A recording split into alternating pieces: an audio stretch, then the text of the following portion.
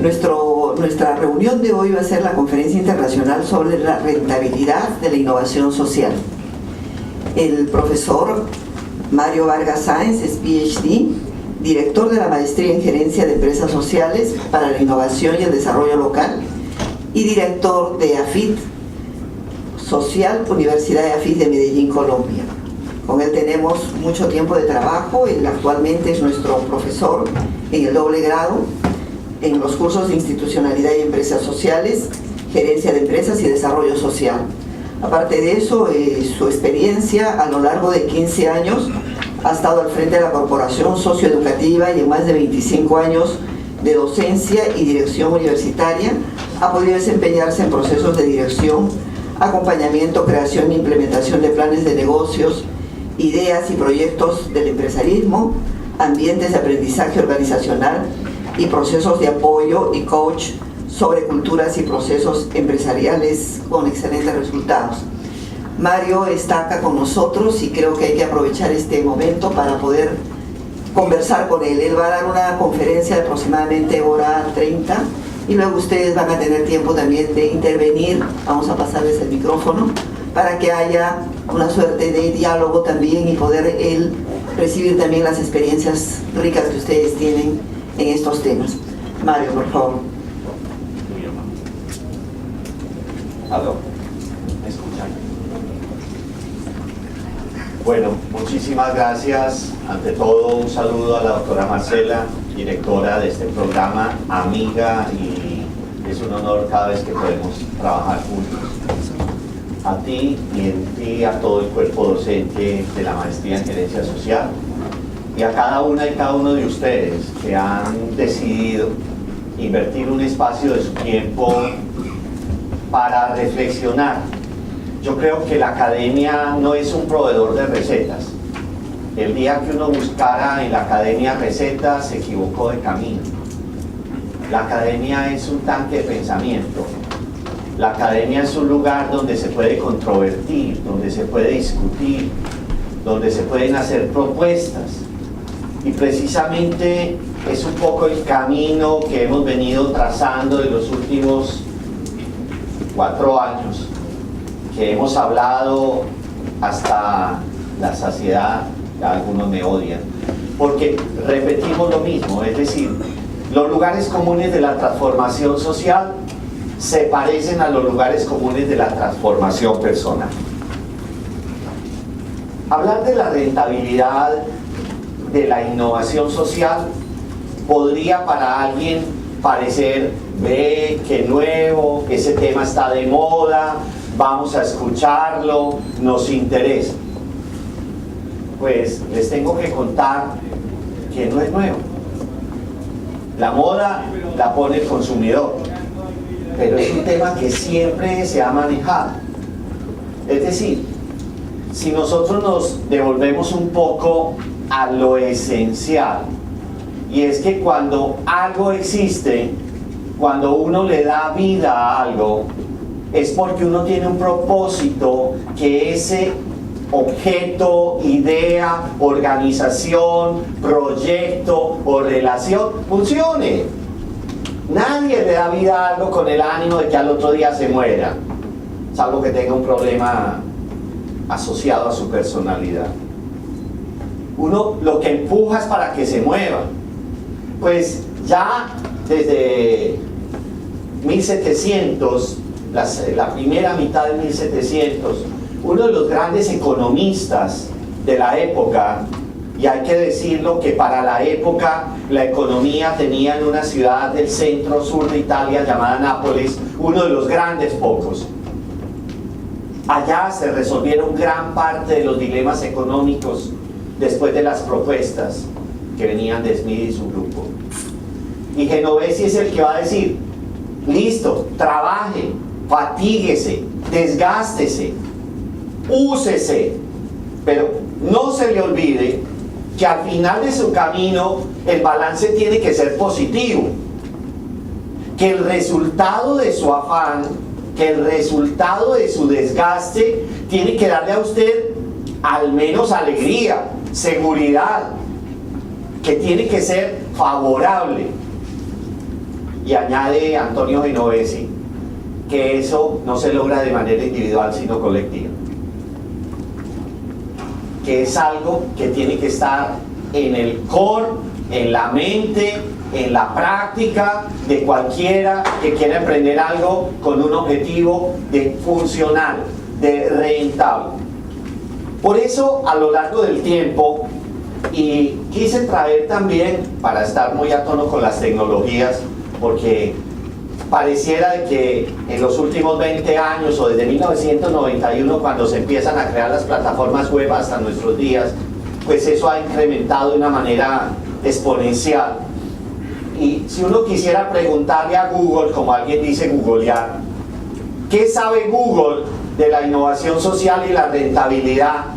Si quiere ahorrarse la pena de tener 2 horas la larga aquí escuchándome, y más bien preguntarle a Google, hay 13.600.000 resultados.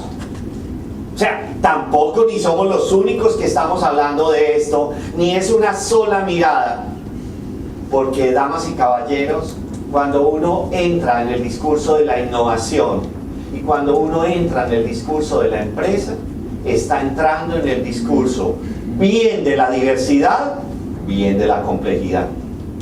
Y diversidad y complejidad responden a un carácter situacional, no general. Tú puedes haber sido la gestora, el gerente, el directivo, la presidenta de una iniciativa, de un proyecto absolutamente encantador, exitoso, que te fue muy bien, César, en Arequipa. Pero te resulta otro en Piura. Cambia, aunque sea la misma empresa, porque el entorno, lo que llamamos los stakeholders, las externalidades, la coyuntura que proviene de la relación y el encuentro, generan una plataforma distinta. Hablemos un poco en detalle. Yo tengo el vicio de empezar hablando desde la definición. ¿Y por qué lo hago? Porque en la vida me he encontrado con que muchas de las discusiones que uno sostiene sobre los temas a veces se fundan en visiones cercanas pero contradictorias. Entonces vale la pena preguntarle a fuentes realmente objetivas. Si hablamos la lengua española, pues le preguntamos al diccionario de la Real Academia Española qué dice él acerca de la palabra rentabilidad, porque vamos a hablar de la rentabilidad de los procesos y los resultados que provienen de un ecosistema de innovación social. Resulta que lo primero que sale es que la rentabilidad en sí misma no aparece definida. O sea, no podemos explicar la definición de rentabilidad desde la lengua. Tenemos que entrar a la particularidad y eso ya nos tiene que situar. No puede ser la misma comprensión de rentabilidad en el mundo de la administración que en el mundo de otro ejercicio disciplinar. Desde el inicio se nos dijo que una de las grandes tareas y competencias de la gestión de un proyecto, de una organización, es que al menos cuente con 2 características: que sea rentable y que sea sostenible. Y cuando nosotros decimos qué entender por la rentabilidad, el mismo diccionario nos dice, oiga, la rentabilidad es tan simple como esto. Usted siente, usted percibe, usted se da cuenta que está obteniendo un beneficio. Piense que la cosa está funcionando bien. No es quedar a pares. La rentabilidad no es punto de equilibrio. Es más, en algunos casos la rentabilidad organizacional no es nivel mínimo de contribución, porque el beneficio, el profit, la diferencia se llama así porque genera una franja, un gap sobre el cual tú puedes generar un nuevo proceso. Y eso es lo que tú tienes que tener claro. Muchas veces nos equivocamos cuando emprendemos tareas, proyectos, acciones, direccionamientos, planificaciones, porque no tenemos claro qué es lo que vamos a obtener. Entonces, si nos va bien, qué rico. Si ganamos 5 o 100, básicamente la diferencia no la valoramos, sino la determinamos como si un ejercicio positivo. La rentabilidad se mide en beneficio. Y el beneficio es un concepto que proviene de la percepción y de la realidad. El beneficio tiene que ser útil, tiene que servir, tiene que ser tangible. Entonces ya ahí empezamos a decantar algo, y es que cuando hablamos de rentabilidad, alguien tiene que experimentar esa rentabilidad. Alguien tiene que percibir que esa rentabilidad funciona. Si yo digo que el negocio que tengo con mi socio es rentable, es porque entre los dos, él conmigo, tenemos al final del ejercicio económico o del periodo contable un plus que lo podemos administrar, que podemos disfrutar, o al menos que podemos decidir sobre él. Rentabilidad, utilidad, beneficio, percepción. Pero además está la palabra valor. Y si volvemos a preguntarle, porque la rentabilidad está aduciendo, está tocando algo que se percibe y se declara como valioso. Mira cuántas definiciones de valor trae nuestro diccionario español. O sea, no es tan simple que yo diga, eso es valioso. ¿Desde dónde estás hablando? Máxime en el mundo social, que tiene todas las complejidades de la problemática, de la situación, del contexto, de la coyuntura, de la costumbre y de la malversación. Si nosotros revisáramos cualquiera de ellas, vamos a encontrar que hay una gran relación entre rentabilidad y valor. ¿Por qué? Porque el valor también está hablando de diferencia positiva, está hablando de significado, está hablando de atributo, está hablando de posesión, está hablando de una cantidad de cosas que finalmente yo digo, esto es distinto del punto de arranque. Y una curiosidad, en el diccionario la definición de valor agregado no existe. En la lengua española sale valor añadido. Y yo quisiera que por un momento se permitieran pensar qué significa añadir. Y añadir es modificar la estructura. Lo añadido no es original. Por lo mismo, la generación de rentabilidad, el margen de rentabilidad, es algo que excede la base, es algo que diferencia el plan, es algo que tiene que ser radicalmente distinto a lo que se puso al inicio del proceso, que es una consecuencia hoy. Entonces hasta ahí tenemos una primera idea, y es que la rentabilidad pertenece al mundo de lo tangible, que la rentabilidad pertenece al mundo de la capacidad de decidir sobre eso que se obtiene, y que la rentabilidad debe, no puede, debe ser valiosa desde la básica definición de valor. Entonces ya tenemos rentabilidad, démosle rápidamente una mirada a la innovación para poder llegar a la innovación social. La palabra innovación tiene básicamente un llamado a profundizar en la novedad. No es ex novo, es in. Innovar ha tenido muchísimas miradas. La revolución industrial para muchos fue la primera gran innovación de la humanidad. Pero hay otros que dicen, no, la pintura rupestre de Altamira, o los trabajos de las sociedades más antiguas, esas sí que fueron innovaciones. O el descubrimiento de la escritura cuneiforme, ¿te parece poca innovación? O el paso de la cultura coloquial y del nomadismo al sedentarismo y a la historia, que coincide con la escritura como tal. ¿Te parece poca innovación?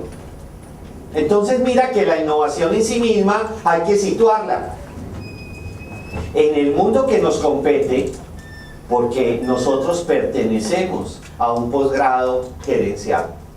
Es una maestría en gerencia. es una maestría en estrategia, es un concepto desde lo administrativo, desde lo rentable económico. Entonces, vale la pena decir, si bien hay hitos, hay momentos en los cuales se empieza a hablar de innovación, las grandes innovaciones le pertenecen apenas hace 2 siglos. Después de la revolución industrial con la aparición de la máquina, mano alargada, trabajos como los de Marshall o Schumpeter, en donde piensan que la innovación tiene que ver con la capacidad del hombre para optimizar. ¿Y cómo se optimiza? Mejorando procesos, mejorando tiempos, mejorando tecnología, mejorando hardware, mejorando control. Y es así como nos encontramos con una mirada innovadora, en donde el resultado de la innovación es que las cosas se parezcan a la categoría de eficiencia. Ahí cae tranquilamente un video que muchos o todos conocen de Tiempos Modernos de Charlie Chaplin. Los circuitos productivos, las bandas transportadoras, las rutas de producción, la distribución de plantas, como niveles de innovación. Inclusive eso podría tener un efecto del posfordismo, de inclusive las últimas culturas de la automatización. Siempre bajo la lógica, somos innovadores porque somos capaces de optimizar. Y en muchas organizaciones y empresas todavía hoy, las áreas de investigación y desarrollo creen que innovan porque optimizan.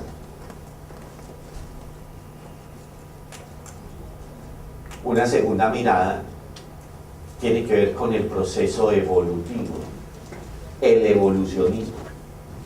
Y entonces acá la innovación se mide muy desde la óptica del desarrollo y del desarrollo de las capacidades.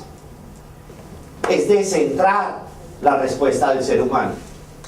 Ese es el lugar desde el cual ustedes y yo hablamos, por ejemplo, de disrupción, de puntos de partida distintos para obtener soluciones a problemas complejos. Desde ahí es que se afirma que nadie innova desde la ignorancia, que para innovar se requiere fundamentación, conocimiento, experiencia o al menos experticia. ¿Por qué es eso? Ese conocimiento, esa práctica, esa maestría, la que se va a volver en el insumo, en el input, que desde adentro le permita al ser humano ofrecer respuestas distintas, mejores. Yo creo que la evolución es un salto cualitativo. Uno habla de la evolución cuando el ser evolucionado o la realidad evolucionada mejoró cualitativamente a la versión anterior. Entonces la innovación como producto, como resultado, tiene que ser la versión beta, la versión super, la clase ejecutiva que tú habitas para poder navegar en un mundo donde la rentabilidad es el retorno. Y cuando eso se va dando a lo largo del tiempo, vemos cómo intervienen inclusive organismos internacionales. Tenemos la OSD, tenemos el Manual de Oslo, que dicen, no, vamos a ponernos de acuerdo porque todo el mundo está hablando de eso. Entonces, fijemos una literatura, fijemos unos principios para que cuando la gente diga, esto es innovación, lo pueda reconocer. Y aparecen unos cambios interesantes. Overdorf tiene en el año 2000 un trabajo de los más importantes que se han hecho sobre innovación disruptiva, que es la antesala de la innovación social. Cuando dice, primero vamos a apuntarle a la simplicidad. Cojan ustedes las innovaciones que han hecho los negocios escalables, como las aerolíneas low cost. No compiten con distintas referencias de aviones, compiten con el mismo avión para generar algo que todos sabíamos desde antes, pero que alguien alguna vez dijo, pongámoslo en obra, economía de escala. Todos desde pequeños hemos aprendido que comprar en conjunto puede obtener la ventaja del volumen al comprar individualmente. Que una cosa es el precio mayorista y otra cosa es el precio del retail, del menudeo. No sé si se llama menudeo. Pero cuando lo aplicamos en la vida personal. Cuando hacemos un pacto social en el lugar donde habitamos, en la cuadra, en el edificio. Cuando hablamos con los colegas de la empresa, vos mercás, yo también, vos comprás, yo también. ¿Por qué no hacemos una compra colectiva? Porque casi siempre creemos que esos temas son del lugar de trabajo. Porque alguien nos dijo que esto de competir en la menor complejidad y en el mejor precio es algo que tiene que ver con lo que uno hace. Y resulta que el gran pensamiento disruptivo es, eso tiene que ver con vos. Eso tiene que ver contigo. Tú vas a ser una persona innovadora si tu vida es innovadora. Tú vas a poder hacer de la innovación un modelo. Es que la innovación no es un producto. Es muy peligroso confundir la innovación con un producto, resultado de la innovación. Nosotros no estamos hablando de un Fab Lab. No estamos diciendo que para que la Católica sea innovadora hay que comprar impresoras 3D. O que para que usted sea innovador tiene que tener gafas de cuarta dimensión, televisores de 4K y, mejor dicho, hologramas. Es un ecosistema y es una cultura. Y en este trabajo, no solo se llega a obtener ventaja, porque cuando uno ahorra, cuando uno invierte menos recursos en lo necesario, obtiene ventaja. ¿Ventaja que aplica en qué? En la madurez del mercado. La innovación, ¿dónde se reconoce? En los mercados maduros. Ahí es cuando uno abre la persiana de la historia y de la geografía económica y dice, ¿quiénes son los países hoy que están jalonando el desarrollo científico y tecnológico? Pues los países que tienen recursos para hacerlo. Un país de economía pobre, ¿cuánto da para investigar? Pues proporcionalmente a su presupuesto y a la voluntad de sus políticos. Pero los países de renta alta invierten mucho más. Entonces, ¿qué ventaja tienen? Tener mucho más recursos, mucho más resultados, mucho más. A veces nos llenamos de unas coloquialidades entre románticas y absurdas. Ejemplo, personas que se van a hacer doctorados o estudios mega guau al exterior, porque están las tecnologías, porque están los ecosistemas. La investigación y el desarrollo se hace entre pares, peer review, se hace creciendo, trabajando entre pares. Uno nunca aprende solo, ni Aristóteles. O sea, eso es una locura pensarlo. Se necesita alguien. La conversación y el coloquio es el vehículo natural del aprendizaje. Tú te vas, te preparas y luego alguien te dice, regresa. Listo, ¿y hacer qué? Lo que tú sabes operar no hay la tecnología. Sobre lo que tú sabes decidir no hay el sistema. El par que necesitas no lo encuentras. Entonces a veces creemos que la innovación es simplemente traer a alguien que maneje lo último, les hablar de la gran tecnología, cuántos satélites hemos mandado o cómo nuestra ropa se vuelve, yo me tomo la presión y sé mis pulsaciones y sé cuánto me duele la rodilla por el calzoncillo que uso. No. Esos son productos innovadores que tienen mercados que los demandan. Pero es muy distinto hablar de la innovación como un ecosistema. Por eso, de este resultado de generar economías de escala y madurar mercados, es decir, hacer de la innovación una cultura, es cuando uno encuentra los trabajos del 2002, antier, 2002, de Carlos Cajalá, de Stuart Hart, toda la gente que empezó a trabajar el concepto base de la pirámide. ¿Y por qué base de la pirámide? Porque en la escala asimétrica de la distribución económica, casi casi siempre los que tenían acceso a la ciencia, a la tecnología, al confort, al beneficio, eran las personas que ocupaban la pirámide, la parte más alta. Quienes estaban en la base tenían, por la presión, por la economía, por la política, por la religión, que aguantarse. La virtud fundamental de la base que se predicó durante siglos fue paciencia. Aguanta, resiste. Nada más en contra de una innovación.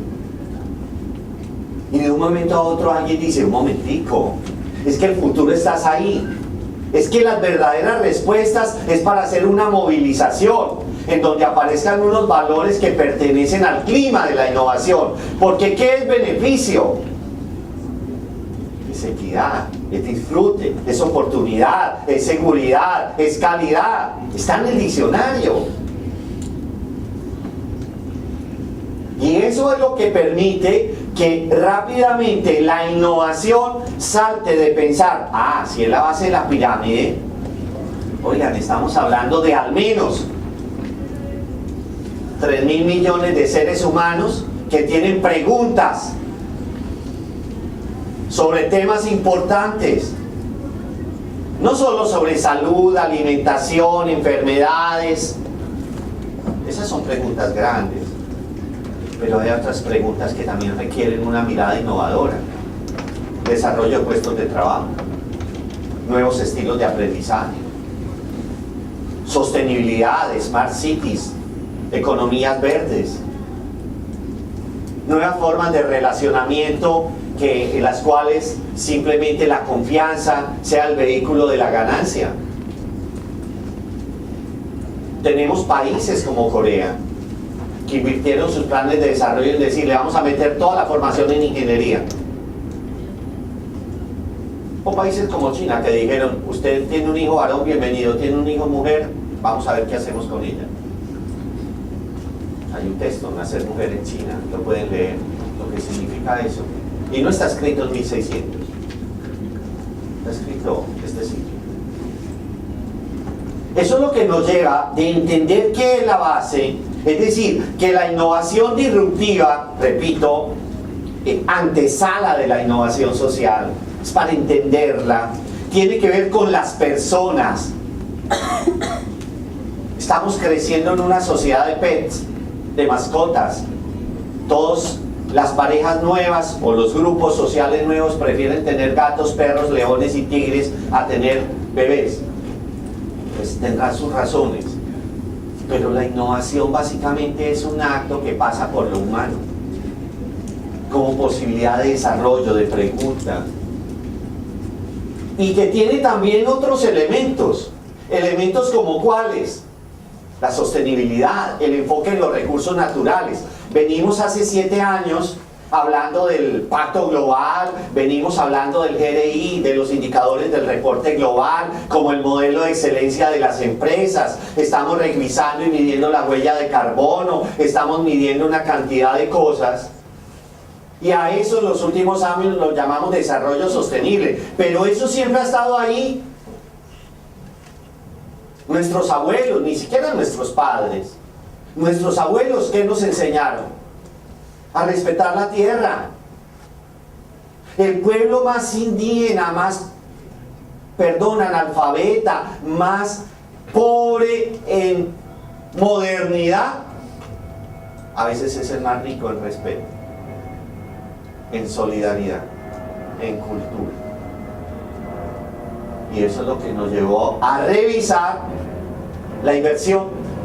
Porque si queremos generar ahorro, mejorar mercados, llegar a más personas y salvar el entorno, entonces se necesitaba volver a pensar en el vehículo natural para que lo anterior funcione, que es el cash, la inversión. Y ahí es cuando, empezando este siglo, hace crisis la inversión asistencialista, hace crisis la caridad.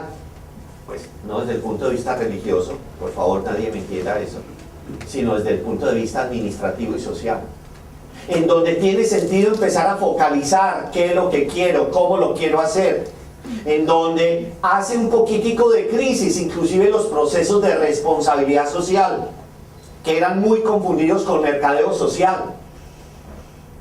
Y se empieza a hablar de otras cosas, reputación corporativa. Es decir, empiezan a asumirse nuevos modelos. Y cuando hablamos de inversión estratégica y social, es cuando entramos, damas y caballeros, al mundo de la innovación social. La innovación social, lo diré en 2 acetatos adelante, tiene unas condiciones mínimas. Y la condición sine qua non es que toque un colectivo, que toque un territorio, que toque una comunidad. Yo no puedo pensar que es innovación social una idea que tengo para enriquecerme desarrollando una paleta que sea nutritiva. Salvo que el resultado económico de esa venta de la paleta nutritiva repercuta en el mejoramiento de la equidad de condiciones de la población que atiende. De lo contrario es un producto innovador, nadie se lo va a negar, pero que no es una innovación social. Y hay que tener ese cuidado. La innovación social tiene ese sentido plural. En la ciudad de Quebec, esto se lo muestro rápidamente para ilustrar lo que estoy diciendo, tenían un problema como ciudad: la falta de cuidado que tenían los ciudadanos para recoger las basuras. Tenían un problema social: la apropiación del espacio público. Lo público parecía de nadie, cuando es de todos. Y como en todas las administraciones, lo único que no había eran recursos. Entonces hacen una propuesta innovadora. ¿Cómo hacemos a tocar la mentalidad y la conciencia de muchas personas para que entiendan que su compromiso depende no de los demás, sino de cada quien? Y esto es lo que hicieron. Ustedes ya conocen esto, pero aguánteselo otra vez.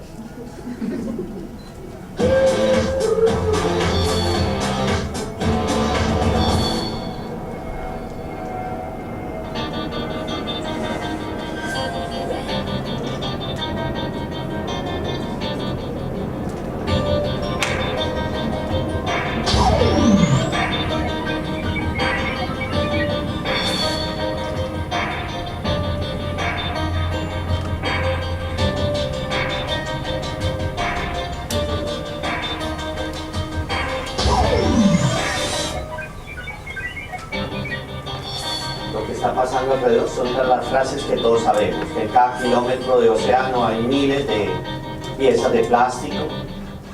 Estamos diciendo no más bolsas plásticas, dejen de tomar vasitos con pitillo, tomen directamente, cuiden el planeta.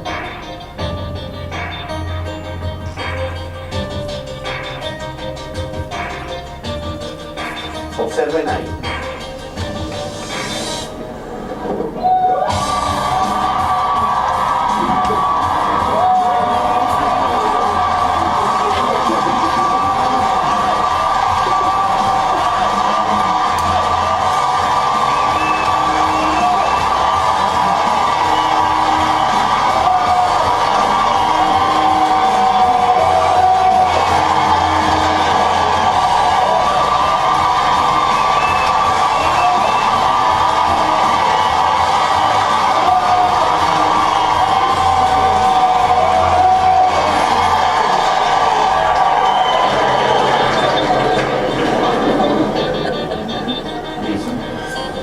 Ese es el resultado.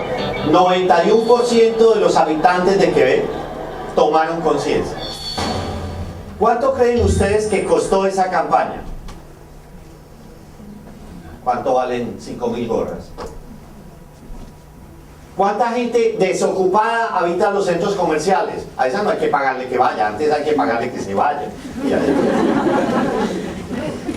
Y a la gente se le pide un favor: al que haga algo bien, apláudalo, estimule la buena práctica.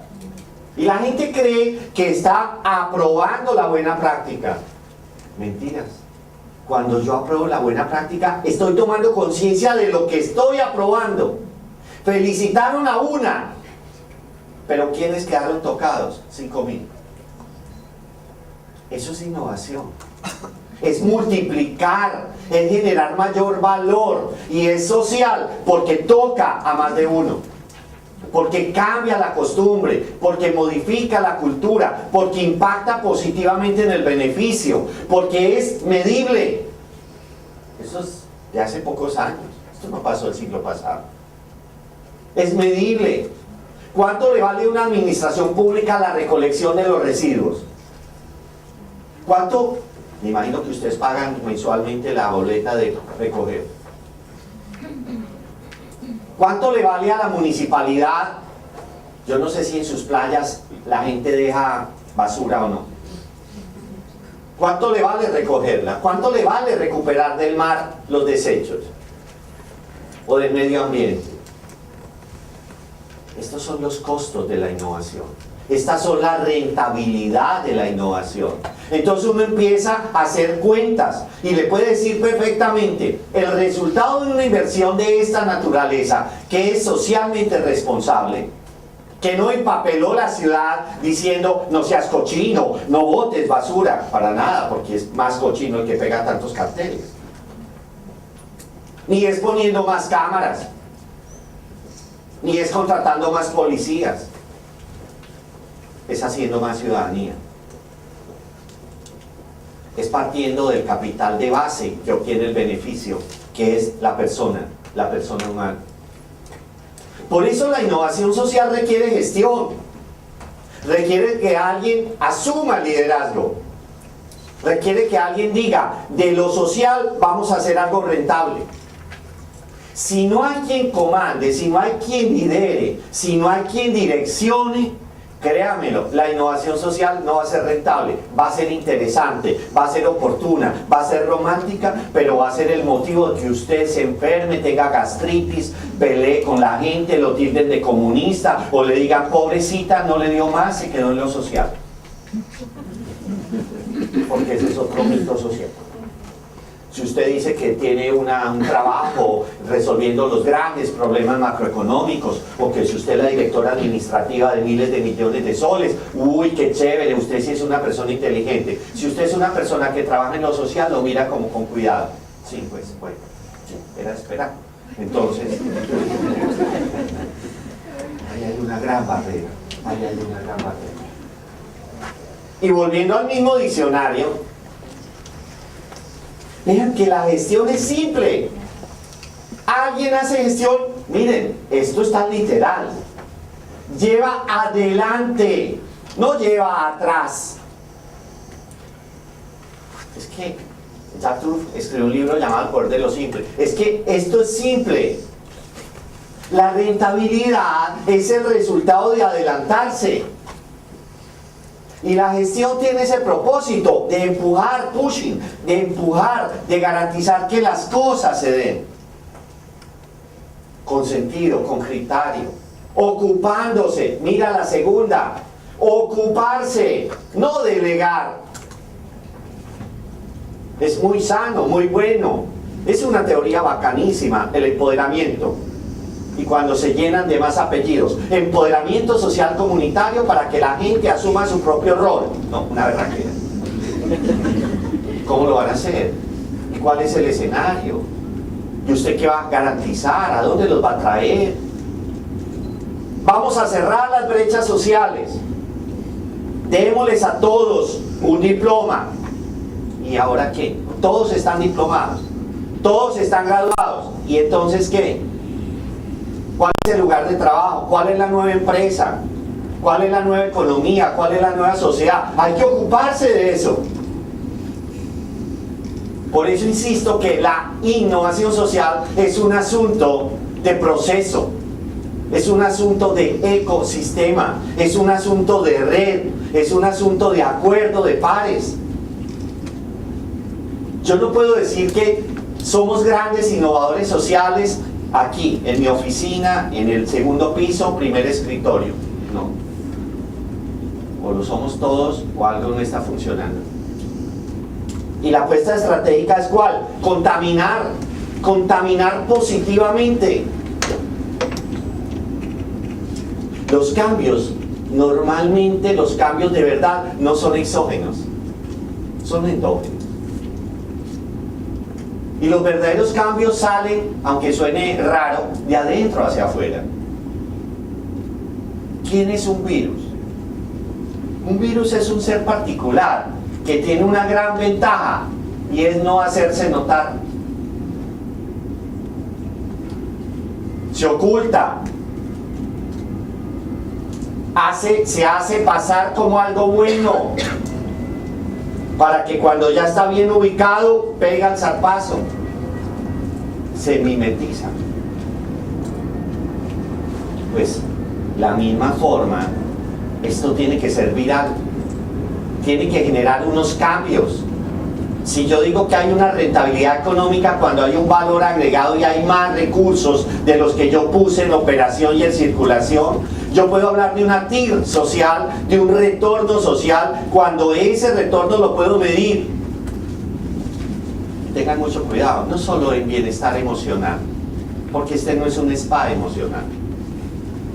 Este no es un sillón grande donde todo el mundo se sienta, se desahoga, por un momento se alegra, nos abrazamos. No. La innovación social no es una terapia. La innovación social es un compromiso. La innovación social es realmente una ocupación. Y en tercer lugar, la innovación social desde la gestión tiene que ver con los problemas, no con las soluciones.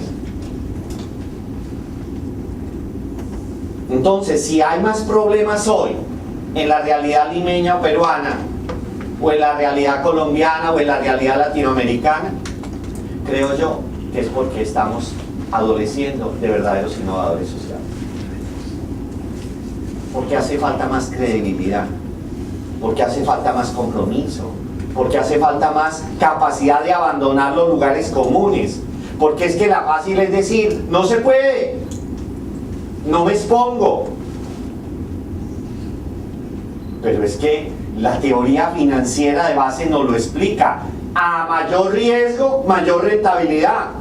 Usted quiere que su capital le rente, diversifíquelo, póngalo en bases, en movimientos, en acciones, en mercados que le generen una rentabilidad. Ah, no, es que yo lo quiero tener dentro de los calzones. Tendrá la rentabilidad del olor. Pero eso no va a cambiar. Ahí no le va a pasar nada. Si usted no arriesga, no obtiene nada distinto. Ya es un riesgo salir a la calle, ya es un riesgo darle la cara al otro, ya es un riesgo decir yo creo en esto. La estrategia de innovación no es una estrategia de masificación, es una estrategia de focalización.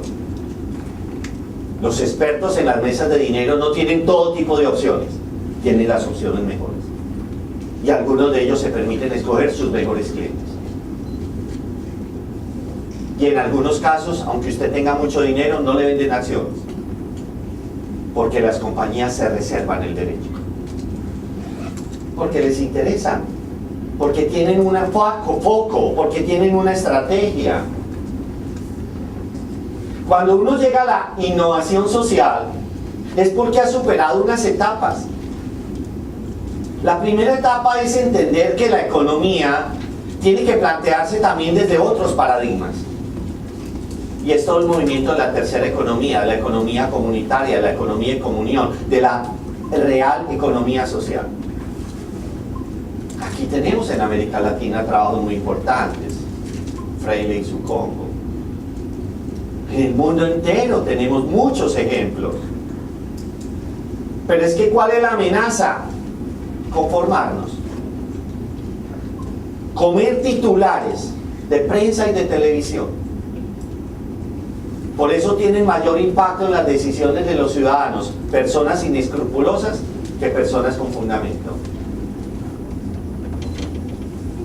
Entonces aquí lo que estamos diciendo es, mire, partamos de una base.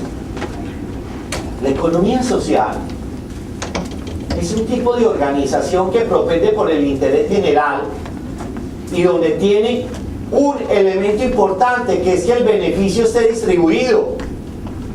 Si antes dijimos, y eran las 7:10 de la noche, cuando empezó esta conferencia. Cuando nosotros empezamos dijimos, ¿cierto?, que la rentabilidad tiene que ver con beneficio. Por algo lo dijimos, porque en la economía el beneficio tiene que distribuirse. Alerta, no estamos hablando de un programa comunista, que todos a la calle, no, o todos en la cama o todos en el suelo, no. Esto tiene que ser también meritocrático. Esto no es una promesa de salvar el mundo, ni de que aquí vamos a cambiar las cosas de una manera milagrosa. Ya la vida es un milagro. Lo que necesitamos es tomar decisiones reales. Usted genera rentabilidad cuando toma una decisión real. Usted no tiene capital, ¿qué rentabilidad va a tener? Pues consiga el capital. De hecho hay gente que hasta presta para ganar. Trabaja con la plata del mister. En la cultura coloquial de América Latina se dice: el que nada tiene, nada debe. O el que nada debe, nada tiene. Mejor. Para tener hay que deber. Porque muchas veces uno no nace con la platica debajo del colchón. Tiene que irse haciendo. Pero aquí se necesita pensar qué distribuir. ¿Y a quién distribuirle? ¿Qué tipo de rentabilidades sociales pueden existir en procesos de innovación? Muchísimas. Empiece por la educación. ¿Cuál es el impacto que tiene la educación en el ecosistema social? ¿Qué impacto va a tener que ustedes dejen de bautizar, de llamar por números y empiecen a llamar por letras? A, B y C. Como están diciendo ahora. El impacto tiene que verse distinto. Una persona educada o formada, ¿qué persona debe ser? Un ciudadano, no un extraterrestre. La persona que respeta la fila, que conduce mejor, que no sea salvaje cuando alguien lo pasa, que respeta el principio de la física, que velocidad tiene que ver con fuerza, con tiempo, con materia, que no porque va en un carro modelo 2017 piensa que toda la pista es de él, porque la tiene que compartir, y máxime si son las 8 de la mañana. Y no basta que te publiquen, como llaman en algunos medios, criolladas. Eso es una manera muy indecente de hacer cambio. Se necesita, para que haya innovación, disciplina, control. La rentabilidad es el resultado de un control. Si no hay unas premisas, si no hay unos fundamentos, no hay unos resultados. Si usted quiere hacer... Yo no sé cómo hacer los postres de ustedes tan ricos, pero hablemos de arroz con leche. Pues sí, arroz con leche. Usted echa arroz y echa algo de dulce para que eso le sepa rico, ¿no? Pero si usted deja eso ahí horas y horas y horas, al final, ¿qué tiene? Un acocado, yo no sé qué tendrá, la olla quebrada. O sea, tiene que tener un límite, tiene que tener un mínimo. Aunque haya la gran creatividad del cocinero, del chef, hay unos mínimos de tiempo de cocción, de calidad del producto. Lo mismo funciona acá. ¿Cuál es el resultado, damas y caballeros, de que yo piense desde la economía en un modelo distributivo? Que el impacto se llama cohesión social. La distribución cohesiona. ¿Por qué razón? Porque la distribución compromete. Eso hace que la distribución sea deliberada. Aquí no se trata de que somos una cooperativa, tuvimos estos resultados y se los vamos a entregar a todos los socios. Por eso hablamos de la gestión. Aquí se trata de preguntarse primero quiénes trabajaron, quiénes estuvieron comprometidos, quiénes están en el bulle de la foto. A esos, a los demás, adiós. La teoría fundamental de la innovación social es como la de la administración: aprender a decir que no. Nos da mucho temor, mucha pena, mucha vergüenza decir no. Parece que estuviéramos agrediendo a las personas. No, a las personas las podemos querer para toda la vida. Pero en los procesos de cambio, en los procesos de compromiso, en los procesos de desarrollo económico, si la gente no participa, si la gente no se compromete, si la gente no da tiempo, que no se trata solo de capital, si no da talento, si es avara, si es prepotente, si es altanera, ¿cuál va a ser el retorno? ¿Cuál va a ser el beneficio? Que se vaya, ese es el beneficio. Y a veces a algunas personas hay que ayudarlos a irse. Eso también es innovador. Porque es que tú tienes que decidir cómo lo vas a hacer. Y cuando tienes una economía centrada en la participación, ¿cómo vamos? Aguanta, ánimo. Cuando tienes una economía centrada en la participación o en la distribución, que tiene como resultado esta presentación, yo me imagino que ustedes que se inscribieron se la podemos compartir, ¿cierto? O sea, porque están aliados 2 o 3. ¿Sí? Que tiene como impacto el resultado de la distribución. Mira, que la gente ejerza los derechos. ¿Qué rentabilidad? A ver, o sea, yo genero un clima de innovación para que la ciudadanía sea como tal. ¿Y cuál es el derecho que tiene el ciudadano? A desarrollarse, a educarse, a generar un comercio justo, a ofertar, a movilizarse, a dinamizar una economía, la rentabilidad. Una madre que tiene legítimo derecho de estar con su hijo recién nacido, eso está estudiado, está demostrado, hay estudios, ustedes lo pueden consultar en la Organización Mundial de la Salud, pero también en Harvard Business Review. Hay 4 estudios distintos sobre la rentabilidad de la crianza materna. Un hijo criado por la madre es una disminución de más del 65% en el gasto asistencial y médico. Un hijo alimentado por la madre, no solo de seno, sino también con la olletica o con la ollita, ¿sí? Cuando ya suelta el seno y coge la mano, la cuchara, ¿sí? Mejora casi en el 30% los gastos asociados a enfermedades de diarreicas agudas, porque alimento que sea pobre, hecho con amor, es cuidado. ¿Cuándo va a tener una comunidad que realmente responda por sus intereses? ¿Y qué es lo paradójico del cuento? ¿A quién le deja la responsabilidad? A un sereno que usted le paga un sol. Una persona con un palo que responde por su patrimonio cuando usted perfectamente puede alinear sus intereses con sus conciudadanos. Ese es un falso empoderamiento. Esa es una falsa delegación. Por eso el día que usted no le dé al que le cuida el carro sale sin vidrio o sin luna. Porque estamos creando un antisistema. Economía social que genera cohesión social da como resultado para la innovación social. O sea, la innovación social es un punto de llegada, no es un punto de partida. Es el resultado de un ejercicio deliberado, de gestión, de transformación, en el cual, hay una apuesta estratégica, hay un deseo sincero de que las cosas cambien. Dice la Organización para la Cooperación y el Desarrollo Económico, que es el ente rector de la política pública hoy en día, gústele al que le guste. Implica cambio. O sea, uno no puede ser innovador haciendo lo mismo que hacía antes de serlo. Mínimo tiene que cambiar de paradigma. Tiene que cambiar de forma de reaccionar, de forma de conversar, de forma de comunicar. Y son cambios de organización y de modelo financiero. Tiene que cuidar la inversión, tiene que cuidar el capital, tiene que cuidar el impacto. La gente cree que hacer inversión social es gasto.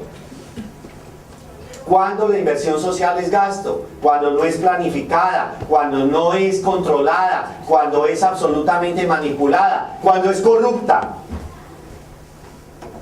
Para no demorarme mucho en la palabra. Pero si usted logra generar un ecosistema en donde distintas secretarías primero celebran acuerdos de agendas comunes, Los ciudadanos no se ven expuestos a que hoy me viene a preguntar el de la Secretaría de Participación y mañana el de Educación y pasado mañana el de Bienestar y todos preguntan lo mismo y todos con chalecos distintos, todos con camionetas muy buenas, con gafas Ray-Ban, botas buenas. Y yo que soy ciudadano, que necesito que me defiendan mis derechos, a mí no me toca nada. Llenar papeles. Ese es el modelo. Estamos convirtiendo a la gente en consumidor de refrigerio profesional, en diligenciador de volantes profesionales, en gente que hace filas, nosotros le decimos colas, también ustedes, en hacer colas. Usted es un profesional en colas, porque sabe que para cualquier cosa, cola. No puede haber, tiene que haber un cambio organizativo, un cambio en los procesos, un cambio en las relaciones. Y esos cambios están provocados por una intencionalidad. Dice la OSD, no dice Mario, dice la OSD, todo ello con el fin. O sea, hay una deliberada, una clara intencionalidad. ¿Con el fin de qué? De conseguir respuestas a los problemas que ya hay hoy.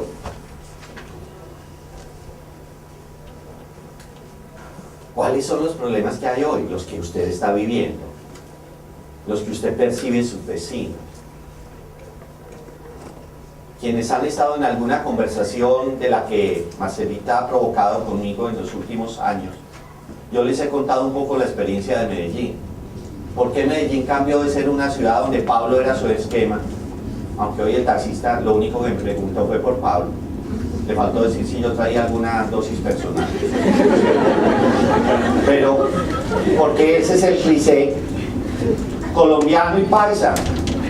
Droga, pues claro, pues qué más me puede esperar, ¿no?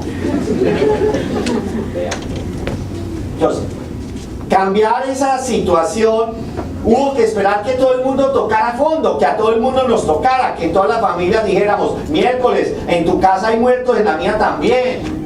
Y se requería una transformación en la cual el compromiso, el cambio no lo hicieron los políticos, lo hizo la sociedad. Y la sociedad controla la política.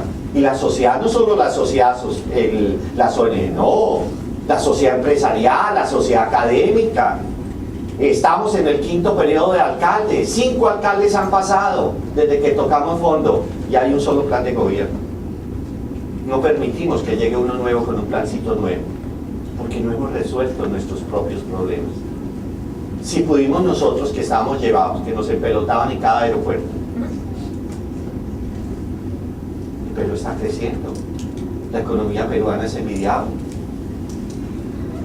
Ni hablar de su gente, ni hablar de todo lo que significa la cultura, todo lo que ustedes tienen. Entonces es un momento de llamar la atención y creo que en buena hora programas como esta maestría de gerencia social está diciendo, venga, ¿cuál es la capacidad de transformación social que tenemos los peruanos?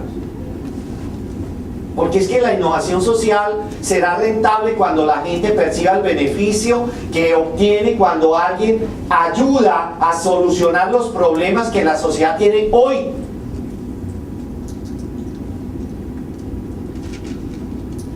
La gente a veces se pone feliz porque hay más carros que patrullan, más serenazgos, porque hay más estados de excepción, pero eso no soluciona.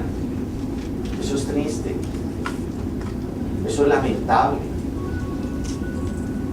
Es posible, créamelo, es posible generar otro tipo de respuestas. ¿Fácil? No.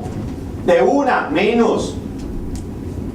Ojalá yo pudiera decir palabras, diría mamadito, tampoco. O sea, esto no se hace de la noche a la mañana, pero sí se hace con gente buena como ustedes, con gente consciente como ustedes. Imagínense cada uno de ustedes que viene, cada uno tendrá sus motivos de haber venido a aguantarme. Si usted tiene una conciencia social y una conciencia de desarrollo comunitario, imagínense usted toma una decisión de cambiar su entorno, de esperar a alguien para comer, de saludar a alguien que no saluda en la vecindad, y no estoy haciéndole propaganda al chavo, de generar una especie de reciprocidades diferentes, de programar, de poder hacer compras comunes. En las grandes innovaciones sociales que algunas ciudades del mundo, también Lima la tiene, en los últimos 5 años, es por ejemplo el uso de carro compartido. No sé si alguno de ustedes ha tenido la oportunidad de usarlo. En donde las personas, y no estoy hablando de Uber, sino estoy diciendo, tú tienes tu vehículo y todos los días vas del Callao a San Miguel. Entonces tú dices, yo tengo un carro, lo uso todos los días, ¿quién más necesita ir a las 8 de la mañana y volver a las 6 de la tarde del Callao a San Miguel? Y a través de una app, que eso sale todos los días y el que no la tenga la puede hacer porque ya hay guías para hacer app en la misma app, ¿cierto? Entonces, tú haces una app o usas la app y te inscribes. Este car sharing o tiempo de compartir los recursos está siendo un hit, un éxito. Así como existe eso, que son economías, es que las rentabilidades, ustedes pregúntense por un momento cuánto dinero invierten en movilizarse para obtener sus recursos académicos, sociales, del trabajo, al mes o al año. ¿Cuánto vale un transporte público? Un sol, ¿cierto? O un sol y medio. Bueno, o sea, si usted va y se devuelve, mínimo 3 al día. Si trabaja 22 días o 25 días al mes, eso ya le pone 70, 80 soles. Multiplicado por 11 meses, ya estamos hablando de 800 o 1000 soles. ¿A usted le hace falta 1000 soles o los considera despreciables? Se le perdieron 1000 soles, eso no pasa nada. Si a alguien realmente le hace falta, piense cómo optimizarlos. Y estoy diciendo un ejemplo tonto, un ejemplo chiquito, lo que significa ser innovador. Pero piense cuando usted compra la carne, si consume, o el pescado, o el arroz, o el maíz, o las papas. ¿Qué pasaría si usted le pregunta a las 18 familias que viven con usted cerca, usted dónde compra, cuánto compra? Eso lo puede hacer a través de un niño. Si le da a usted pena, mande un pelado de esos que con darle un bombombún, el tipo va y pasa por todos los apartamentos a las 11 de la noche. Y tiene un detalle, y simplemente es un acuerdo, y genera un precio. Y no es que usted se gane la diferencia, es que la gana la comunidad. Entonces cuando la comunidad percibe el beneficio de lo que significa operar en comunidad, se da un fenómeno llamado innovación social. No sé si me entienden ese concepto. O sea, es el resultado la innovación, pero tiene que estar pensada y deliberada. Eso ha hecho que personas como Porter hayan revisado su modelo del polígono de la competitividad y hayan dicho, esto en el 2011, hace pocas horas, oiga, es que estamos hablando de un terreno bastante reciente, donde nos dice, miren, el tema de crear o de generar diferencia en la ecuación de valor que él proponía como resultado de ser competitivo, ya en este momento tiene que ser una diferencia absolutamente evidente y que genere algo explícito para los demás. A eso lo llaman valor compartido. Valor compartido que hace una empresa competitiva, que hace una sociedad competitiva, que genera una comunidad competitiva. ¿Cuál es la competitividad de San Isidro, o de Magdalena, o de tu zona, o de tu submunicipalidad? ¿En qué son competitivos? Ahí tiene programas, ahí tiene propuestas, ahí tiene ideas para que desarrolle, porque definitivamente es la diferencia la que genera el margen. Si nosotros nos quedamos en lo que todo el mundo hace, en el commodity, ¿usted ha sentido y ha experimentado alguna vez salir a la calle, sobre todo ellas, y encontrar otra mujer idénticamente vestida como está usted? ¿Qué siente? ¿Se siente tranquila? O de pronto alguien se lo goza y dice, ¿van a cantar?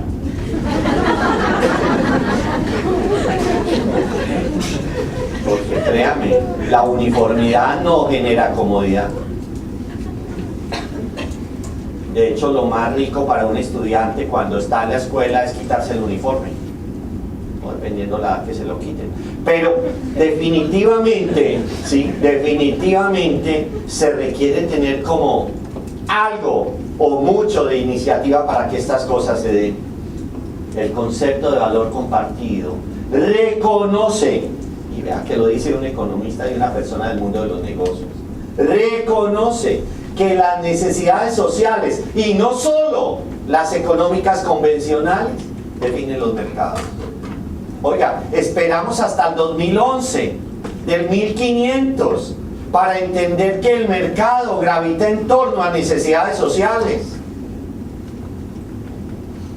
Que Maslow no se equivocó cuando la jerarquizó.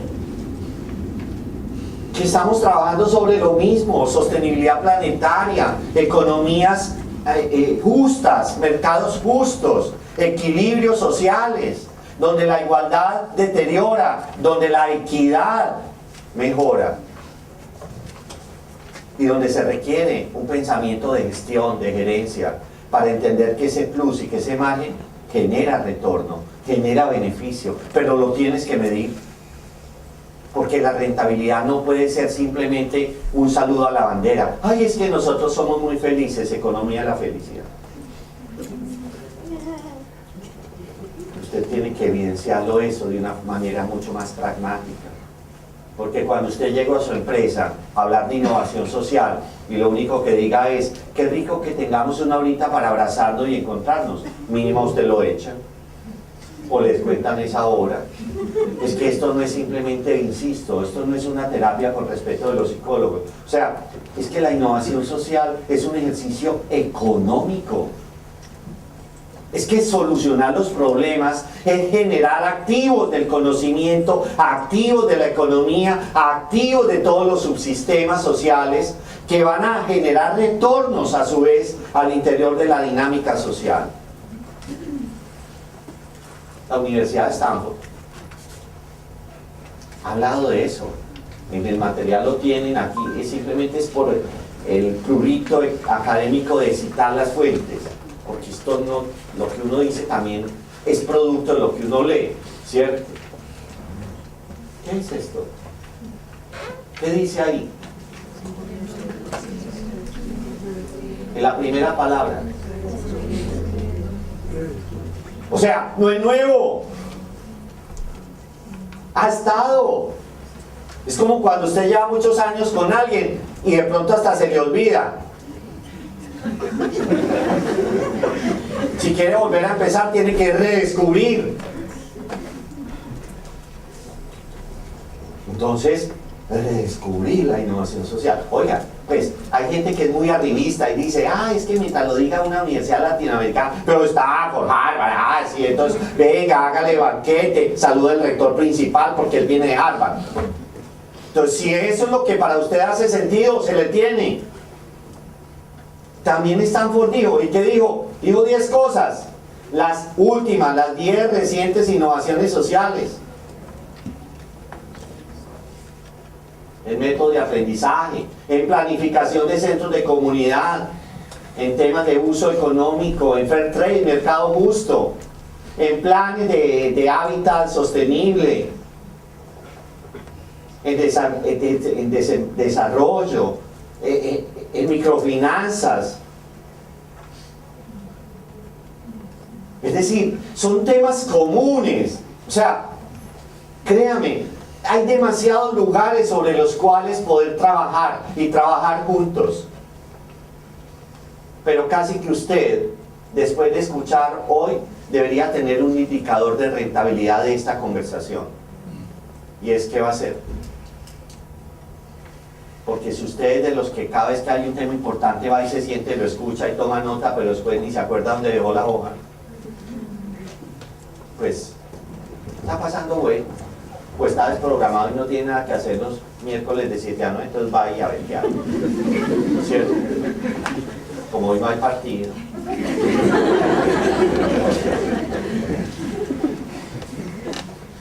Esa es la pregunta, ¿cierto? Desde la academia se pueden hacer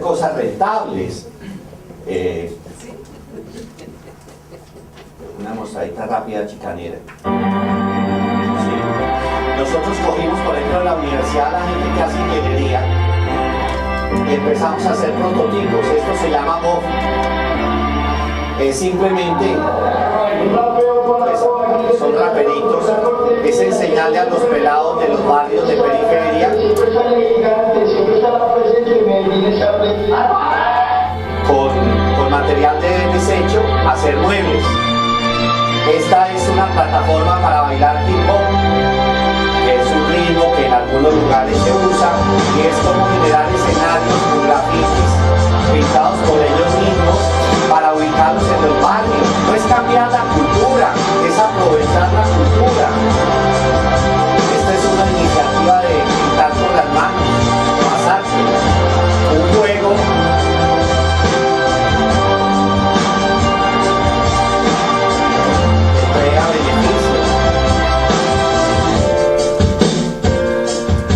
Que tiene que ver también con toda la economía de paso. Esto es, hay muchos pelados que tienen muy buen talento, pero no tenían cómo sonar en público.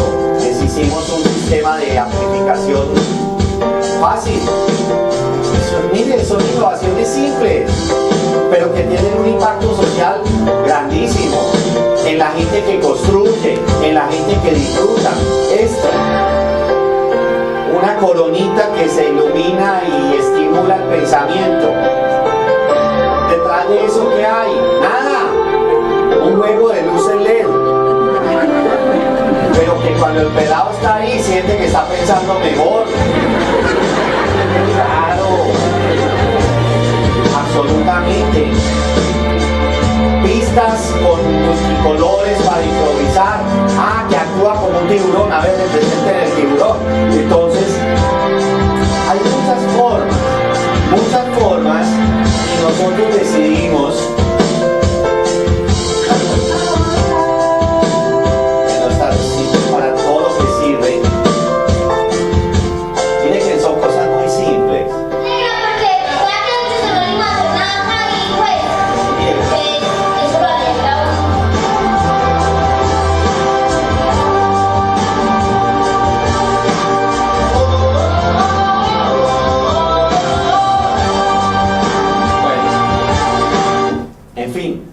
Hay muchas cosas, inclusive este tipo de soluciones que también se hicieron, es dejar de hacer tesis para guardar y empezar a solucionar los problemas reales de la sociedad. Esto rápidamente es una... Devastated the country. Now there's a possible solution to one of the problems the rain created, and the people who dreamed up this solution might surprise you. Michelle Vega has our story from Sampigüe, where the first Latin American Sampigüe es school was un inaugurated. municipio perdido en las zonas norte de mi geografía colombiana, que se inunda todos los años 4 meses. It is a bifunctional Estos son de nuestro equipo de trabajo. Entonces se inundaba el lugar y durante 4 meses los niños no podían ir a estudiar. ¿Qué hicimos nosotros? Una escuela que flota. Entonces, básicamente es una solución fácil, beneficia a más de 150 niños de la zona, zonas pobres, zonas difíciles, donde si tienen o no educación a nadie le importa. Y simplemente el modelo son plataformas, antes era así, tenían que evacuar. Hoy es esto, y mira que tiene unas guías de flotación. Ay, perdón, bueno, ya la pasé. Tiene unas guías de flotación y cuando se inunda sube toda la escuela y hasta ahí no hay gran cosa. Eso lo puede hacer cualquiera, hasta con botellas vacías. El tema es cuando no hay agua, que caiga y que no se quiebre. Y ahí es donde está la innovación, para que eso se vaya apoyando y funcione bien y no marea a nadie y se cuide todo. Y suben las aulas y suben los puentes, y ahora estamos también proyectando una huerta flotante, porque es que si se inunda el campo, ¿con qué come la gente? Entonces estamos trabajando en eso. Entonces es eso, son innovaciones que son rentables en la medida en que sabemos exactamente cuánto nos cuesta como país, y a mí como ciudadano que pago impuestos, el hecho de que mis impuestos los declaro para que la gente se eduque y nadie va a clase porque no hay escuela. De esto, en el material, ustedes pueden obtener sitios Ya voy a... Pueden obtener sitios de Stanford, de la Fundación Knight, de los centros de innovación, de Ashoka, de IDEO, de Harvard, etcétera, sobre lugares donde hay formación, donde hay toolkit, donde hay cajas de herramientas, donde hay recursos, porque créanme, a veces la gente no hace porque dice, ay, yo quisiera, pero ¿cómo? Hágase la pregunta a usted mismo, es que el cómo lo tiene usted. Nadie puede cepillarse los dientes por usted. Si acaso usted puede usar el cepillo del vecino, pero usted se los tiene que cepillar. Entonces acá pasa lo mismo. Hay muchas herramientas, mucho conocimiento. Les mostré al inicio, 13.600.000 sitios solo en Google. Si le metemos un metabuscador encontramos más que te pueden dar información sobre rentabilidad de la innovación social. Ya estoy que termino. ¿Cuáles finalmente son las premisas para que esto tenga sentido? La Fundación Norte Sur en el 2002 declara que para que esto cobre sentido, primero tiene que generarse un clima de confianza. El capital fundamental de lo social es la confianza. Sin confianza no hay desarrollo. Sin confianza no hay autonomía. Sin confianza no hay posibilidad de ser usted mismo. Confiar es entender que el otro es diferente, pero que puede ser su complemento. Confiar es entender que usted tiene talento y capacidad, que el tema de las competencias se adquiere. Quienes hemos trabajado en la vida real o empresarial, sabemos que lo que uno aprende en la universidad le sirve, con todo respeto, para muy poco. Que el gran aprendizaje lo tiene la realidad y que uno no puede ser arrogante con lo que sabe, porque cada que cambia de trabajo tiene que volver a aprender. Y que el que piensa que el que trabaja independiente o es emprendedor, ese sí la tiene fácil, se equivoca. El que piensa que va a generar autonomía porque está cansado de depender de un horario, a ese sí que le va a ir mal, porque ser autónomo es, por el contrario, tener más trabajo, tener mayor disciplina, tener mayor capacidad de monitoreo, confianza expresada en libertad de pensamiento, expresión y conocimiento. Sentimiento de la relación con el otro, actitud positiva con el otro, entender que el otro, aunque sea un competidor, puede ser también un complementador. Y aquí la pregunta de la innovación social para que sea rentable es, ¿qué puede obtener del otro? Háganse solo una pregunta si alguien de ustedes me cree. Los invito a que piensen un segundo en esta iniciativa, banco de tiempo. Banco de tiempo. Coja 10 personas que usted conoce. Aquí no se trata de que usted se pare en la plaza de armas y que lo tilden y lo encarcelen por loco. No, usted con sus amigos. 10 máximo. Usted en el Facebook tiene 1000. Escoja 10. ¿Cierto? 10. Y pregúnteles cada uno cuál es su gran competencia. Core competencia. ¿Cuál es su competencia central? E imagínese usted qué haría con el conocimiento de esas 10 personas, o ese conocimiento a usted en qué le serviría. Yo les doy este ejemplo que lo estamos implementando en mi ciudad. Tengo en ese momento enlazados 91 personas voluntarias de banco de tiempo. No son muchas, somos 4 millones y tengo 91 nomás. Pero ya tengo 91. ¿Qué hacen esos voluntarios conmigo? Ejemplo, hay uno que la competencia es intenso. Es que verraco tan intenso, eso no deja a nadie en paz. Llama, si usted le pide un favor, lo llama por la mañana, por la tarde, por la noche, hasta que no se lo hace. Es horrible. Pues a este intenso le pusimos una tarea. Hay una viejita en el barrio que está enfermita y además tiene pésima memoria. Entonces, esta persona, tiene como tarea llamarla 4 veces al día. ¿Se tomó las pastillas? Su tarea es recordarle que se tome la medicina. Ustedes se ríen, pero eso es una decisión de vida o muerte. ¿Qué significa para alguien que tenga en su casa un enfermo estar pendiente? ¿Se tomó la medicina? No jodas, eso a uno lo enloquece. Ese es un servicio social. Ese es un modelo de economía social. Eso genera una rentabilidad inmensa. El todero, el carpintero, el fontanero, el hacker, el creativo, el disjockey, el fiestero, el chef, el asador, el desbaratador.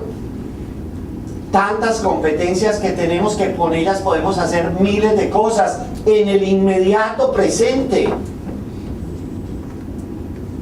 ¿A usted le gusta el deporte? ¿Con quién lo hace?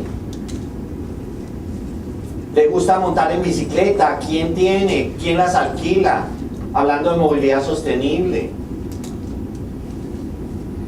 Nosotros con un poco de pelados que estaban a punto de ser sicarios, les montamos un taller de arreglo de motos porque a esos pelados sí les encantan las motos y están súper bien. Están relacionados con el producto que les hace vibrar. I love moto. O sea, eso es su vida. ¿Y cuál es la rentabilidad? Seguridad, empleo, retorno, bienestar. O sea, sí se puede. Ya. Ahí quedan otras cosas pendientes, pero créame, innovación social es rentable si usted logra resolver problemas sociales de una manera intencionada, de una manera clara, donde usted sepa cuál es el beneficio, donde usted lo mida y donde usted logre determinar que ese beneficio es percibido como valor por las personas que lo reciben. Muchas gracias.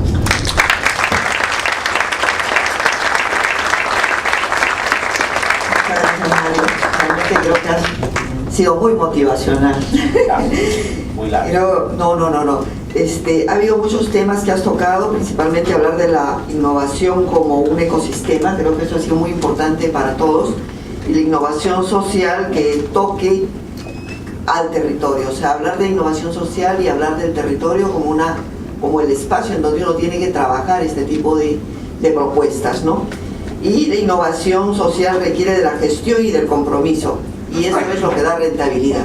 Entonces, ahí hay una serie de elementos claves que ha planteado Mario, que creo que ameritan que ustedes de repente inicien con algunas preguntas que pueda Mario responderles ahora y entrar en un diálogo.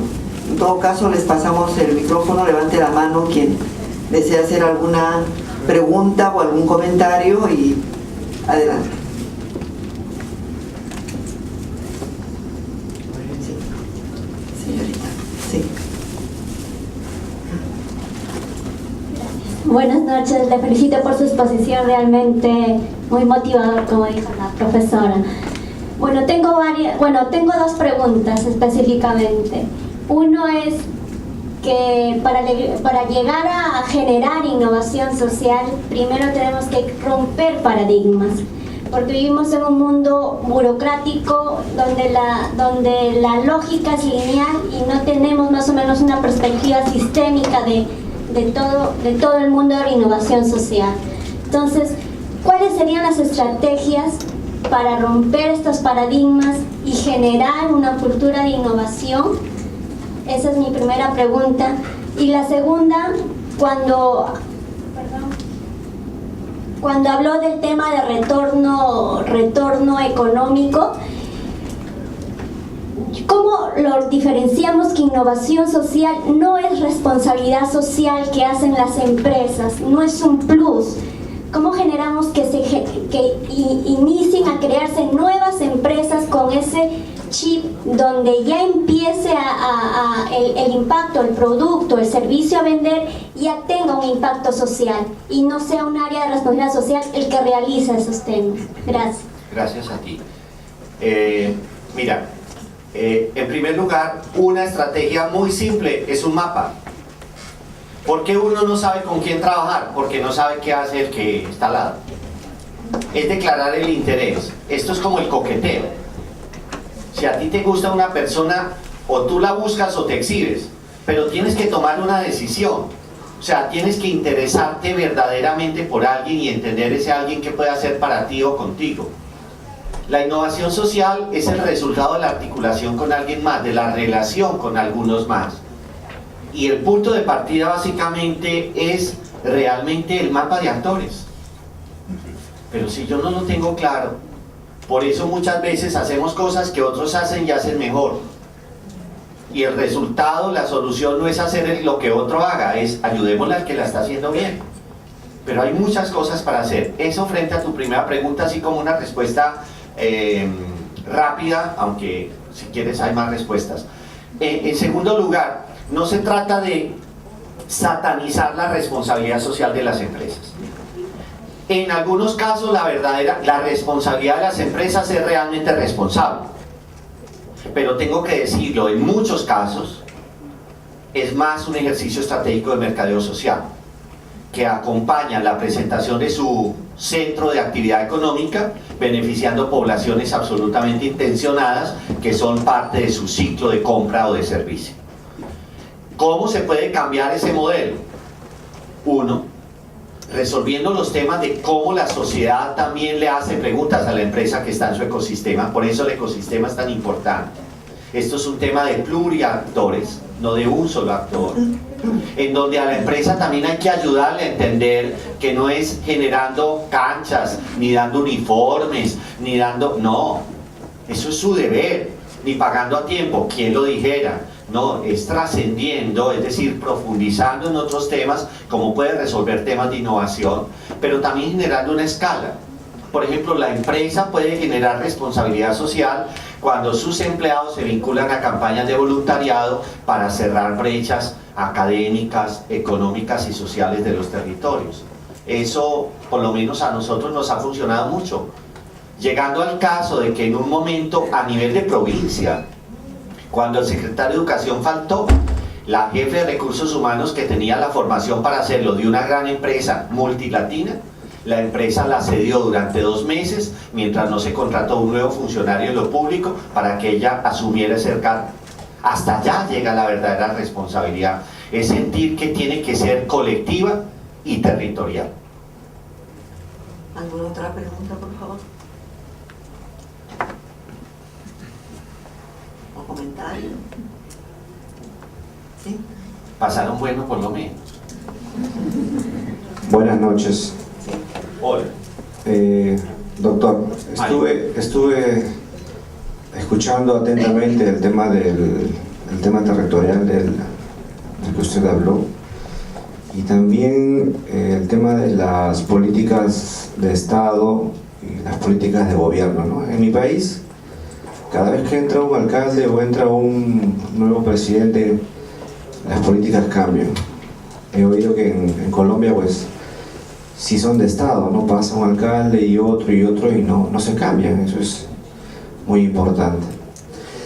El nuevo presidente ha dicho que hay 15 proyectos o más, creo, en el Perú que se van a destrabar y que van a empezar a funcionar ya.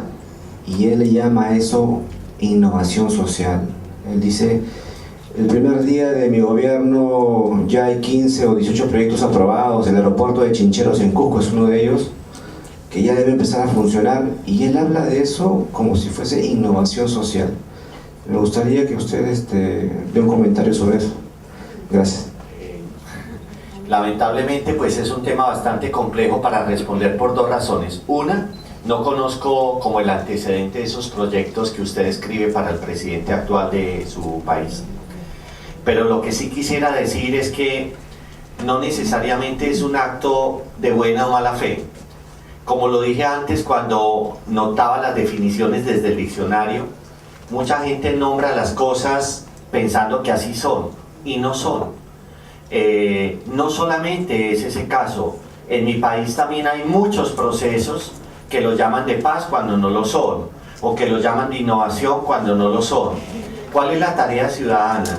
Precisamente acompañar en un ejercicio democrático las instituciones y cómo se acompañan en la participación proactiva y deliberativa para que conduzca a la creación de política pública. Nosotros tuvimos muchos años de demagogia de personas que hacían cosas o decían cosas y no hacían, y en algunas ciudades, no en todas, hemos logrado configurar políticas, pero con mucho esfuerzo, con muchos años de trabajo, con participación de todos los sectores sociales y con un ejercicio de liderazgo social muy fuerte. Yo creo que el reclamo que yo haría o la respuesta que yo haría es, frente a una oportunidad como la que ustedes tienen, que usted menciona y que no conozco, es cuál va a ser el rol de cada uno de ustedes. Porque finalmente el país es de ustedes, no del presidente. Entonces, el resultado de lo que pase o de lo que pueda pasar dependerá en gran medida de lo que usted tenga, de la forma como usted participe, del tipo de compromiso que usted asuma y también de la fortaleza que usted tenga también para declarar si hay algo que no funciona, que no está bien hecho. Sí. Buenas noches, profesor. Bueno, primero quiero agradecer y felicitar por la exposición que nos ha brindado. Yo soy un joven chelaco. En el Callao, casi por necesidad hay que ser innovador por las múltiples necesidades que nosotros tenemos. Y hay un grupo de jóvenes que normalmente intentamos implementar una serie de actividades para poder tener políticas públicas claras y llevarlas al gobierno regional para que estos lo puedan implementar. Hace poco hemos querido establecer el Consejo Regional de Juventudes para poder ser parte del SENAJU. Lastimosamente, y es algo que nos ha pasado siempre, el principal enemigo de todo proyecto innovador en el Callao es el mismo gobierno regional. Con el Coreju, como lo hemos llamado, tuvimos un infiltrado, por decirlo así, que le llevó todas las ideas que nosotros hemos tenido, lo llevó al gobierno regional. Y el gobierno regional implementó el Coreju, por su parte, mal implementado, sin las ideas claras de lo que nosotros queríamos y llevando a gente que ellos consideraban de confianza, y prácticamente la idea que nosotros teníamos se apropiaron, ¿no? Esto generó obviamente la desmotivación de los chicos del proyecto inicial. ¿Cómo podemos hacer, los que aún mantenemos este ímpetu de querer hacer algo bueno por la región, para motivar a estos jóvenes y que no se alejen, ¿no? Para que no perdamos esa unidad como juventud, que en el Callao estamos intentando implementar algo nuevo? Yo creo que la mejor forma de motivar a alguien es la acción. O sea, si tú citas a la gente a que escuche y a que simplemente sea un actor pasivo, todo el mundo saca la mano tarde o temprano. Si logras entender uno o dos proyectos que tengan impacto, y en el Callao, como tú lo dices, pero yo me imagino que en todo el mundo, hablo de Medellín también, hay que ser innovador para sobrevivir y sobrevivir de buena manera. Imagínate una o dos realidades que sean manejables por ustedes, porque va a ser muy difícil que los jóvenes intervengan en los temas de mafia de puerto, ¿cierto? Para nombrar las cosas. Pero puede ser que hayan proyectos reales de promoción, de pacificación, de desarrollo, de microempresarismo, de intraemprendimiento, que puedan ser de interés. Uno, encuentre un lugar común donde la gente pueda hacer. Uno. Y dos, genere una alianza estratégica con medios de comunicación. Los políticos más grandes del mundo le tienen pavor a la comunicación. O sea, el enemigo público de un político es la comunicación. Entonces hay que jugar con las reglas que juega el otro, ¿cierto? Es la única forma de generar equidad y equilibrio. Si tú logras empezar a mostrar lo que llamamos las victorias tempranas, ese es el éxito de la gallina. Aunque ponga un huevo de un sol que parece de codorniz, esa grita como si hubiera puesto un huevo de avestruz. Entonces, el cacaraqueo de verdad, la declaración y el grito de las victorias tempranas va a ser su aliado, porque usted no va a ir a la municipalidad o al gobierno regional a decir, somos los jóvenes que hicimos esto. Es la ciudad o es la provincia autónoma constitucional del Callao la que a usted le va a reconocer a través del Free Press. Usted fácilmente identifica a un periodista, una persona que quiera noticia y que le empiece a publicar. Ustedes como jóvenes pueden tocar la puerta de las emisoras comunales y empezar a hacer un programa de 15 minutos cada semana. Mire, es que son cosas fáciles. O sea, los cambios vienen de la conciencia colectiva. Usted no necesita ni que le den $1.000 o 100.000 soles, ni que le abran un escritorio en el Consejo Municipal. Coja un proyecto concreto, empiece a trabajar sobre él y cada vez que obtenga un resultado, muéstrelo y diga, lo hicimos nosotros. Te vas a dar cuenta que con el paso del tiempo, lo primero que vas a generar es cohesión social, adhesión comunitaria, y lo que eran 3 se van a volver 10 y mañana 100. Y cuando ustedes sean 100, se hacen contar. Buenas noches, Mario. Muchas Hola. gracias por compartir con nosotros tus conocimientos. Gracias. Yo escuché que como parte de las premisas al momento que hablamos de el tema de innovación social es la confianza. Esta es una pregunta simple pero a la vez muy compleja y de repente profundiza un poco lo que acabas de mencionar. Pero ¿cómo construimos confianza en un país como el nuestro con tantos problemas, con tantas incongruencias, con tanta diversidad? ¿Cómo construimos confianza? Lo primero es olvidar que la confianza se construye con el país. La confianza es una relación de las personas, no de las instituciones. La confianza es un ejercicio de madurez personal. La única forma en que cambie la institucionalidad es cuando cambia el componente de la institucionalidad, que es el ser humano. No es fácil, es muy complejo, porque confiar significa entender, renunciar, aceptar y declarar. Yo confío no cuando te digo dame tu PIN, no. Yo confío cuando realmente siento que contigo puedo construir un camino común, aunque tú no estés de acuerdo conmigo. Pero tengo la capacidad de conversar, de deliberar y de poner sobre la mesa los puntos que considero válidos. La confianza no es el sinónimo de la uniformidad o de la sintonía. La confianza es la posibilidad de la vida paralela o en común. Entonces, una apuesta de construcción de confianza, y perdonen lo que voy a decir, pero así lo llaman los libros, se llama estrategia guerrillera. Es empezar por células. La literatura así lo reseña. Empiece por células de confianza. Empiece por grupos pequeños, en donde tú digas, en mi cuadra hay confianza porque nos relacionamos, porque logramos entender que el problema que teníamos no era de seguridad, esa era una percepción, era de reconocimiento y de entre todos poner 10 soles y cambiar el foco de la esquina, el foco, el bombillo, sí. Es decir, de poder hacer algo. Y la confianza se alimenta ¿de qué? De confianza. Somos seres imperfectos, todos nos equivocamos, pero la capacidad madura de reconocer que la equivocación no es deliberada, sino que lo deliberado es la relación, nos puede permitir continuar en un camino donde el otro tenga significado para mí. Y en esas posibilidades tú empiezas a experimentar que la confianza genera más confianza. Y cuando tú confías en alguien vas a encontrar que al interior de esa red de confianza hay liderazgo social. Y puedes hacer pedagogía política y social para que mañana quienes te representen sean personas con las cuales tú digas, yo lo conozco, entonces confío. Y se va haciendo un crecimiento, digamos, espiral, exponencial. Es un tema de años, no es un tema de minutos. No son conferencias ni prácticas las que cambian la confianza. La confianza no es el resultado de una dedicatoria, una serenata o un beso. No, la confianza es una apuesta de vida. Por eso dura. Señor, por favor. Bueno, ¿qué tal? Muy buenas noches. Muchas gracias por la exposición. Gracias. Bueno, aquí en el Perú casi siempre cuando hablamos de comunidades vulnerables nos vamos hasta las zonas rurales, muchas andinas, y aquí en el Perú lastimosamente se trata de comunidades que casi siempre viven la ausencia del Estado o que también han sido traicionadas, por decirlo de alguna manera, por funcionarios o por profesionales que llegan con una propuesta y que nunca la hacen, o también existe mucha corrupción, mucha mentira. Eso se ve en la zona rural. Yo, por ejemplo, que he empezado a trabajar en proyectos de desarrollo, se nota mucha desmotivación. Sí. Entonces, por eso es que me parece tan importante la cohesión social para lograr estos fines, ¿no?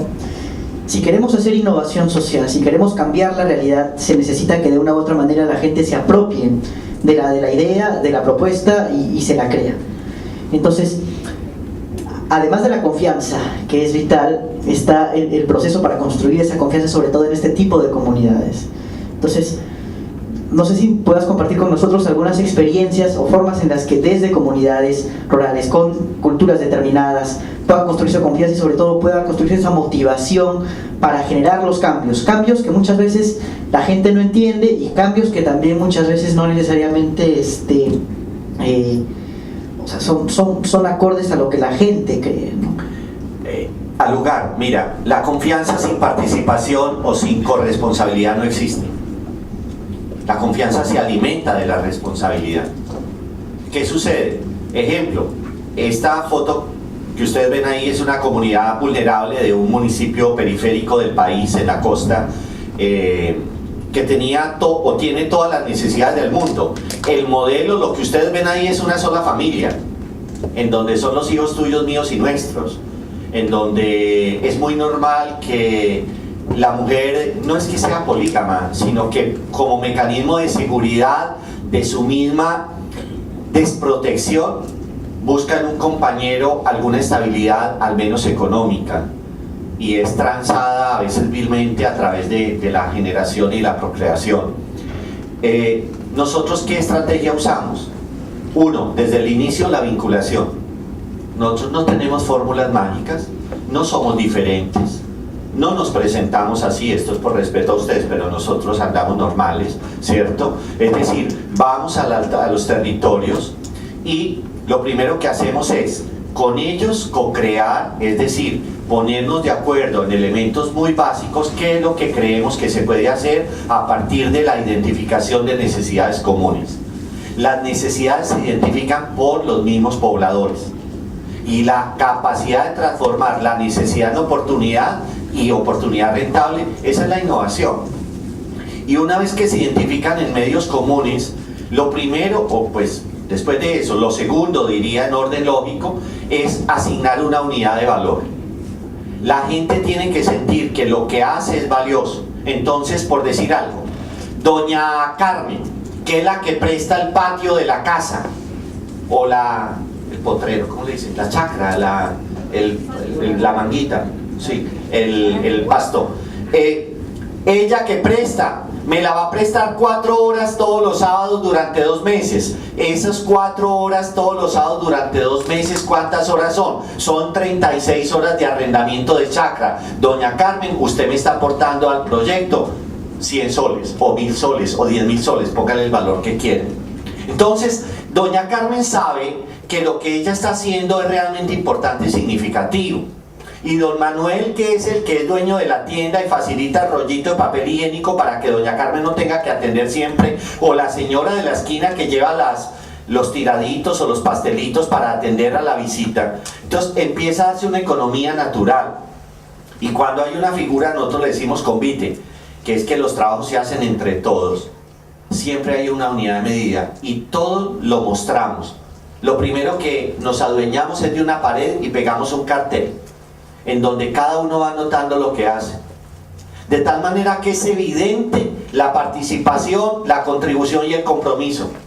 Y ese es el mejor control social, porque al que no hace, no va, no participa, no se va a ver en la lista, entonces no tiene cómo hablar, no va a negar, no va a renegar, no va a volverse el palo de la rueda. Y finalmente nosotros tenemos claro que los proyectos atienden a necesidades puntuales de poblaciones puntuales. Nosotros nunca hacemos proyectos que resuelvan la pobreza para todo el país, ni el municipio, ni proyectos que eduquen a todos los niños del barrio, no. Si podemos solo a 10, a 10. Si podemos solo a 5 señoras, con 5 nos vamos. Pero lo hacemos bien y lo hacemos durante varios años. Buenas noches, felicitarlo, profesor Vargas, realmente excelente, me voy bien motivada realmente, muy motivada. Mi pregunta es, ¿existe en su país alguna experiencia de innovación social respecto a la población de personas con discapacidad en el marco de los gobiernos regionales o locales o la autoridad que tenga en su jurisdicción? Sí, señora, tú la puedes rastrear desde una fundación que se llama Saldarraga Concha, o desde las políticas de inclusión social que tenemos, por ejemplo, a través de un programa que se llama De Cero a Siempre, bajo el modelo de Buen Comienzo. Políticas que tienen que ver con esto. 1. Reconocer cuáles son las necesidades especiales de las personas que están bajo ese componente de inclusión. 2. Hacer programa, no un modelo, sino un programa de formación realmente de adultos que acompañen esos programas de inclusión.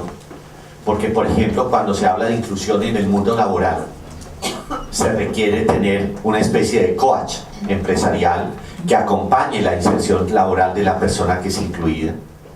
Cuando hablamos de inclusión, hablamos de qué tipo de necesidades de base que le permitan entrar bajo la categoría de inclusión.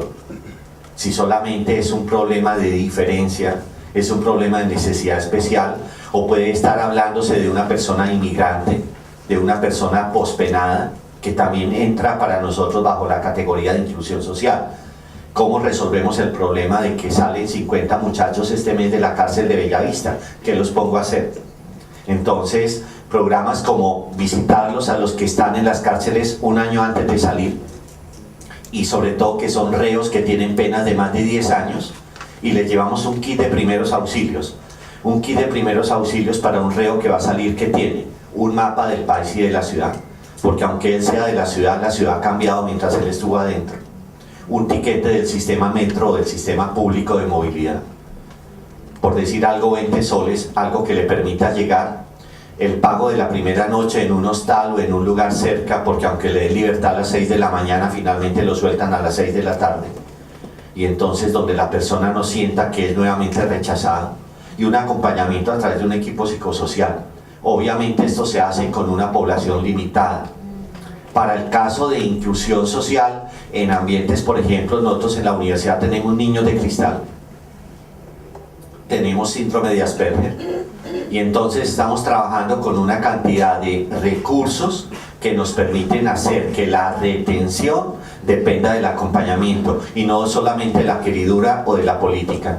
Y finalmente tener planes de apoyo, porque muchas veces las políticas de inclusión social van atadas a programas de subsidio, y esos programas de subsidio no tienen caja permanente, dependen muchas veces no solo del político, sino del funcionario de turno que se le olvidó firmar la nómina y para él le da lo mismo pagar hoy o el lunes, pero la persona que necesita el dinero 3 días es hambre y es miseria y es peligro de expulsión del lugar donde vive.